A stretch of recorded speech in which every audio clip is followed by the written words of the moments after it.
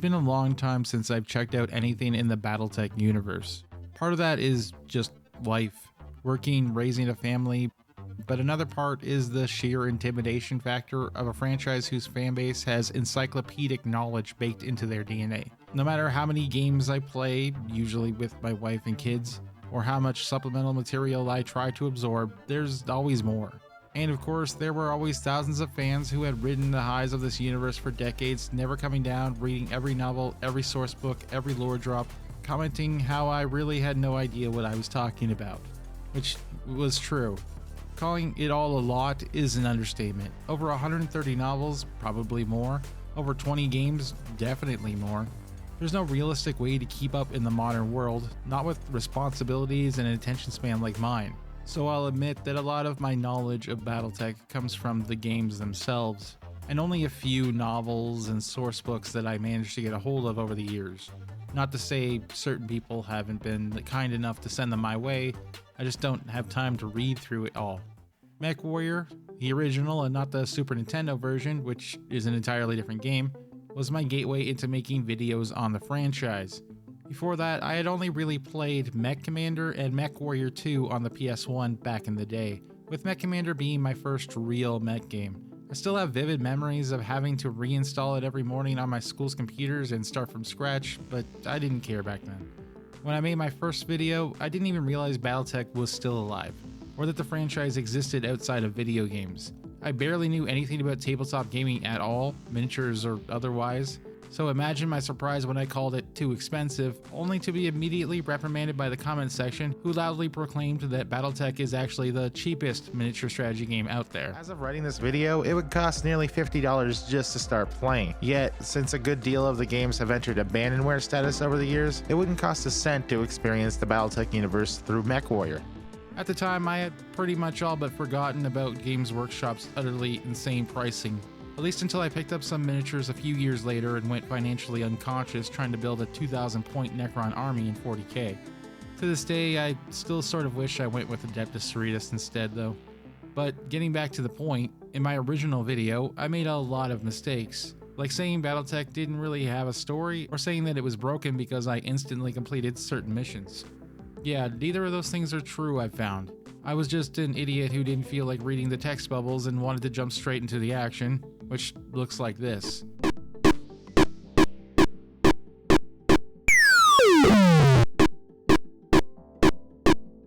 And without much grace, I also roasted the graphics of MechWarrior, being the internet, YouTube specifically. People didn't like that either, but I'm sticking to my guns with that one, sorry. So here I am again, taking another look at the long lost and probably least revisited entry in the MechWarrior franchise. Not BattleTech, MechWarrior. The original, the first, the primordial mech simulation game in the series, well, MechWarrior.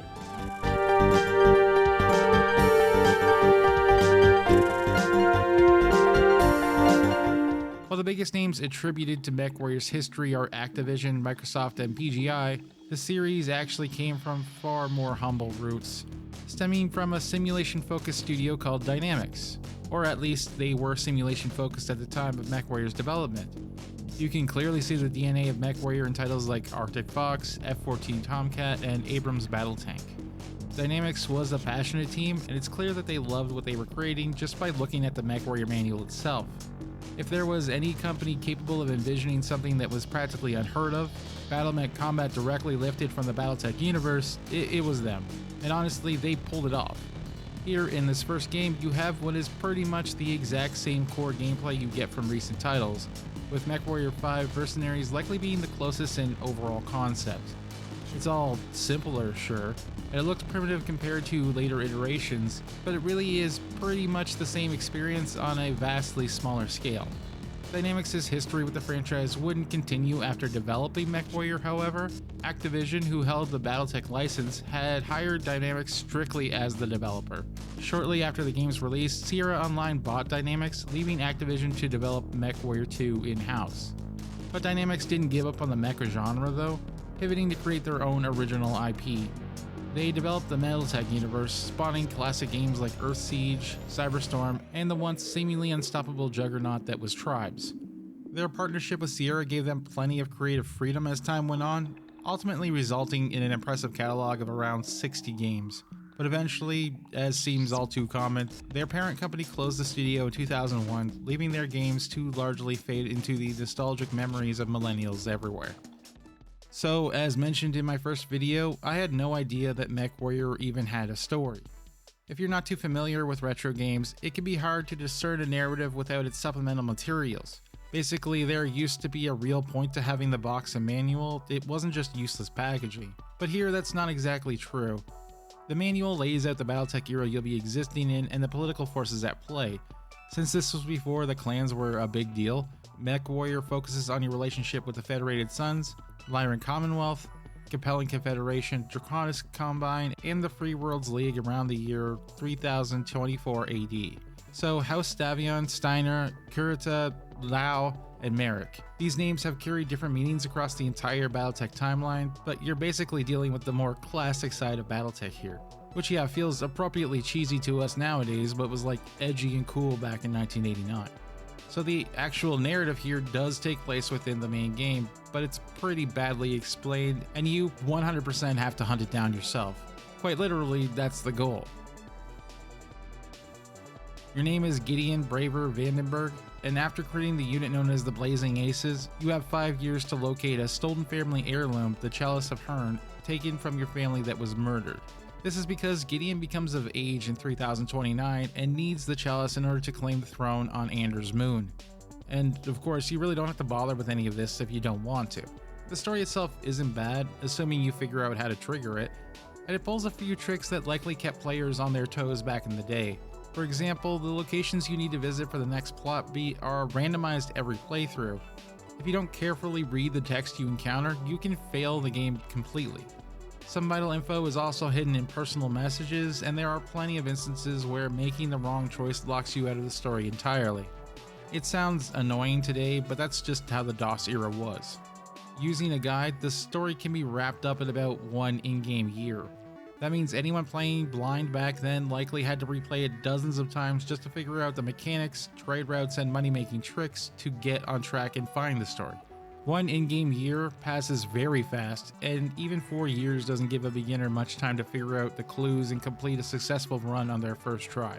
Oddly enough though, only 1 actual combat mission is required to finish the story, the final encounter. Everything else just happens through text menus. It's completely possible to play until you figure out when and where that final mission triggers, and then just farm contract missions and trade mechs until you're strong enough to take it on. Dynamix clearly designed this for repeated play, expecting players to slowly uncover secrets over multiple runs. It's the kind of game where you almost need to keep a notebook handy, which, if you're as old as I am, isn't a very new concept. Along the way, you'll run into plenty of people trying to lie to you, betray you, or kill you, and you can obviously side with different factions to alter certain outcomes. None of it ultimately matters in the grand scheme of things, but you can clearly see where MechWarrior 2 got its more novelistic approach to storytelling from. Is it worth experiencing in 2026 onwards? Maybe, maybe not. It all depends on whether you're ready for either a bazillion hours of this,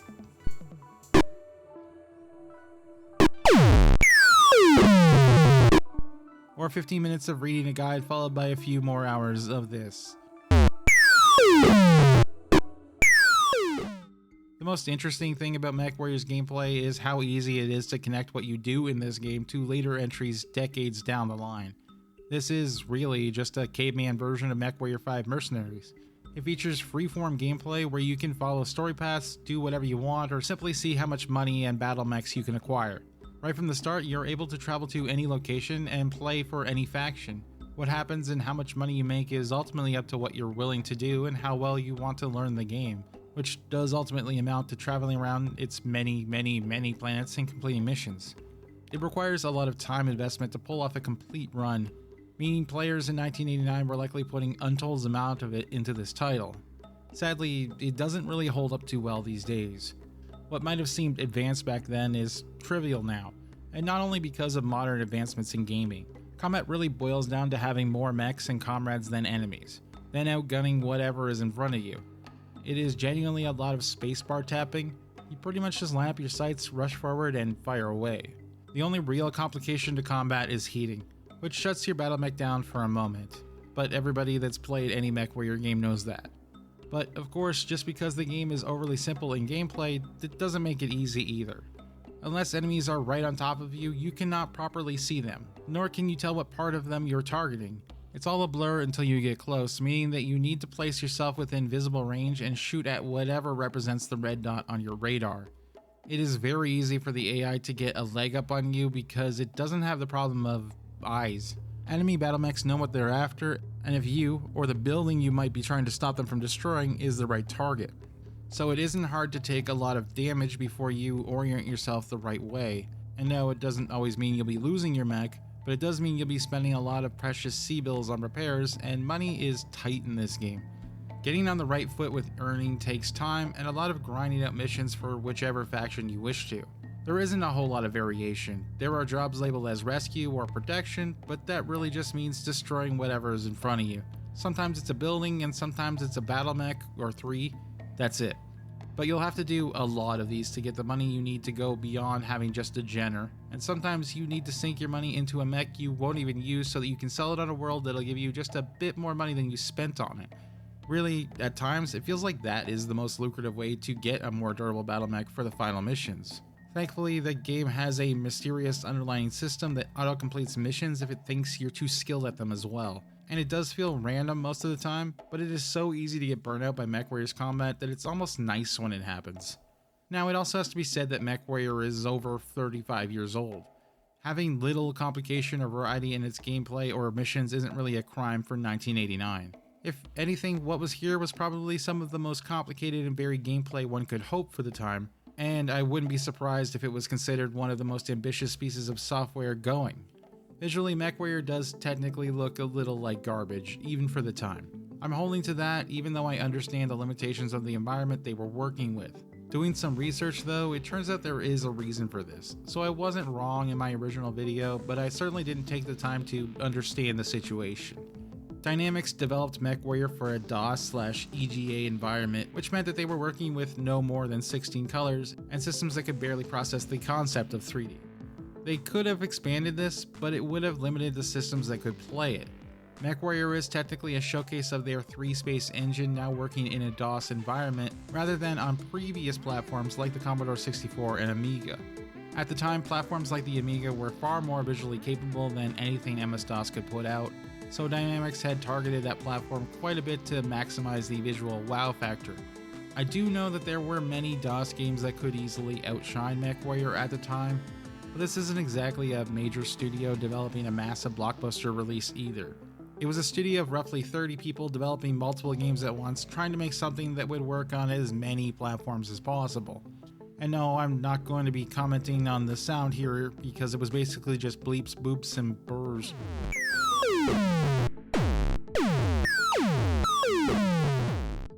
Looking back, my original video was definitely a bit unfair to MechWarrior. Sure, combat boils down to charging at red radar dots and mashing the spacebar, and visually it looks like a neon fever dream. But for 1989, it was a massive leap forward, at least on the technical level. Dynamix built the entire blueprint for the franchise right here, and Activision was smart enough to hold on to it. Would I play it again without a guide? Absolutely not. But I am glad I gave it a second chance to understand what it was trying to do. As usual, comment, like, and subscribe to support the channel. I've been Kei-Nova, and I'll see you in the next one.